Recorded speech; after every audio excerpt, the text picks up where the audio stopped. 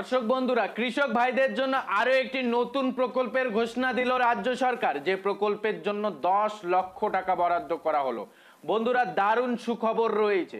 বন্ধুরা, পশ্চিমবঙ্গে রাজ্য সরকারের তরফে কৃষক ভাইদের জন্য একাধিক প্রকল্প চালু করা হয়েছে।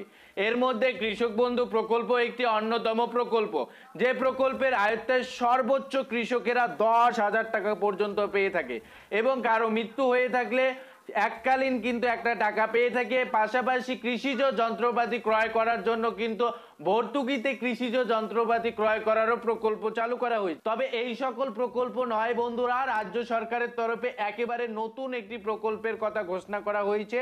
তবে এই প্রকল্প বিশেষ কিছু জেলার জন্য বন্ধুরা, কোন কোন জেলায় লাগু হবে, কি আপডেট রয়েছে, কিভাবে সুবিধা নেবেন, কত টাকা পাবেন, বিস্তারিত জানতে ভিডিওটি প্রথম থেকে শুরু করে শেষ পর্যন্ত দেখুন, চ্যানেলটিকে সাবস্ক্রাইব করে রাখুন।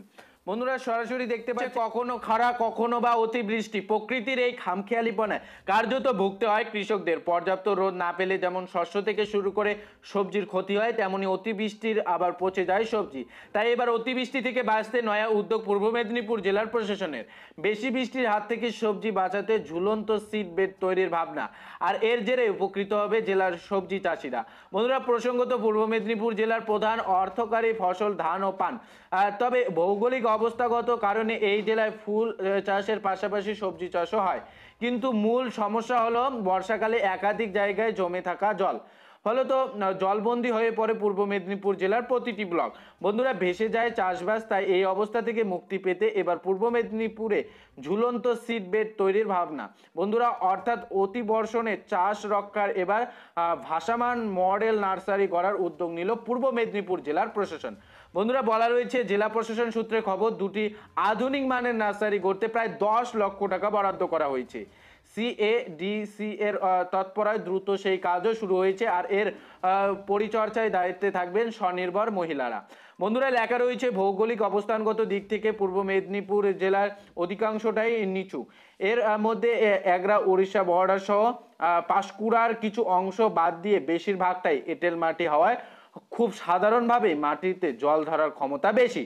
ফলে বর্ষাকালে চাষবাসের বিস্তর ক্ষতি হয়, শীতকালেও তার প্রভাব পড়ে সবজি চাষের ক্ষেত্রে। বন্ধুরা, বিস্তর অতিরিক্ত বৃষ্টির ফলে নিচু জমিতে দীর্ঘ সময় জল জমে থেকে চাষিদের দুর্ভোগের শেষ থাকে না। সেই সঙ্গে অতিরিক্ত এই জলের চাপে ছোট ছোট গাছের নরম শিকড় পচে নষ্ট হয়, আশঙ্কা ও কম কিছু হয় না।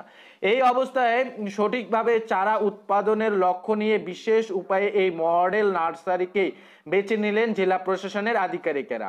বন্ধুরা, বলা রয়েছে এখানে খেজুরের ইরিঞ্জ এবং চণ্ডীপুর ভগবান প্রদানের রাজ্যের আর্থিক সহায়তা দুটি মডেল নার্সারি তৈরির উদ্যোগ নেওয়া হচ্ছে।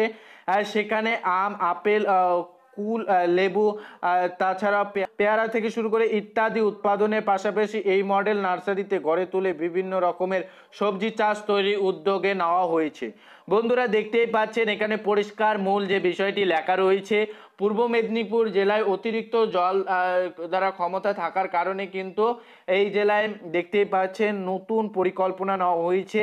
কি নতুন পরিকল্পনা দেখতে পাচ্ছেন বন্ধুরা, ঝুলন্ত সিড বেড তৈরি করা হচ্ছে যাতে করে সবজি চাষে কোনো রকম ক্ষতি না হয়। আর বন্ধুরা, এর জন্য কিন্তু 10 লক্ষ টাকা বরাদ্দ করা হয়েছে। এখন দেখার বিষয় পরবর্তীতে আরো অন্যান্য জেলার ক্ষেত্রেও এমনটা করা হয়নি কিনা রাজ্যের তরফে, সেটাই কিন্তু এখন দেখার বিষয়। এই মুহূর্তে যে আপডেট সেটা আপনাদের জানিয়ে দিলাম। যদি আপডেটটি উপকার হয়ে থাকে চ্যানেলটিকে সাবস্ক্রাইব করে